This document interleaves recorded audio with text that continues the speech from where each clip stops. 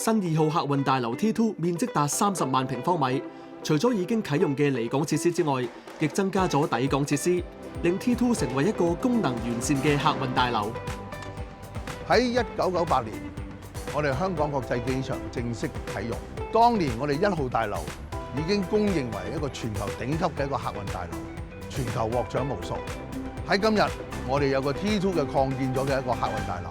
佢不單止可以為香港機場增加我哋嘅流量，亦都通過我哋嘅設計，將會成為新一代候機樓嘅一個新嘅國際典範。T2 嘅交通連接同1號客運大樓 T1 同樣方便，有29條巴士線可以直達 T2 離港層，3號停車場亦直接連接 T2， 方便駕車外遊嘅旅客。另外 ，T2 同 T1 相連，旅客往來2個客運大樓只需要步行5分鐘。比好多國家或者地方客運大樓之間需要交通接駁方便得多。喺設計嘅元素裏面，我哋有4個主題。第一個當然係增加我哋機場嘅客運處理量啦。第二個加強旅客嘅體驗。第三個為未來擴建嘅一個靈活性，我哋考慮在內。第四個就係我哋環保同埋我哋一個綠色嘅設計嘅概念。同 T1 嘅定位及風格唔同。T2 以休閒旅遊作為定位，設計加入新元素，包括採用35000件鋼構件組合而成嘅波浪形羽翼屋頂。除咗美觀，仲非常實用。我會將個屋頂咧延伸咗出嚟，等用機場嘅旅客落車嘅時候咧，不單止係有太陽或者係落雨都好咧，都會受到一個好好嘅保護同照顧。另外，我哋都加咗一條額外嘅行車道，喺而家1號大樓產生嘅交通擁擠情況咧，會大大改善嘅。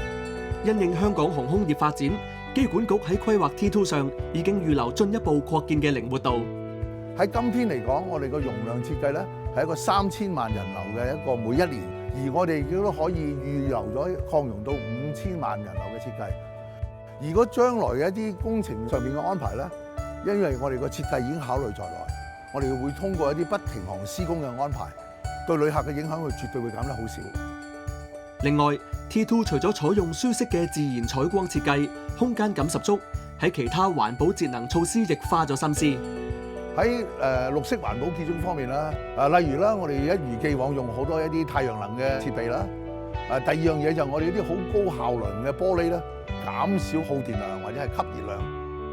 另外，智能調節照明可以降低能源消耗，同時機管局將原有 T2 嘅部分結構重用，減少咗擴建產生嘅建築廢料。呢啲優良嘅設計令 T2 工程榮獲香港綠色建築議會頒發綠建環評當中最高級別嘅白金級評級。我哋係一個白金級，而個級數嘅分數咧，亦都係90幾分以上咧，係香港其中一個最高分一個得獎嘅項目嚟嘅。除咗能源嘅使用 ，T2 室外亦有唔少綠化植物點綴環境。大樓裏面嘅離港層戶外花園增加咗整體綠化覆蓋範圍，為行色匆匆嘅旅客營造一種放鬆、舒適嘅自然氛圍。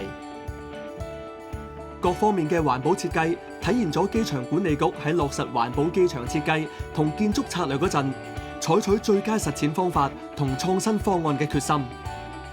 另外 ，T2 喺2025年9月分階段啟用旅遊車候車大堂，一共提供41個停車位俾旅遊巴、跨境客車同轎車等使用，同時設有跨境交通票務櫃台。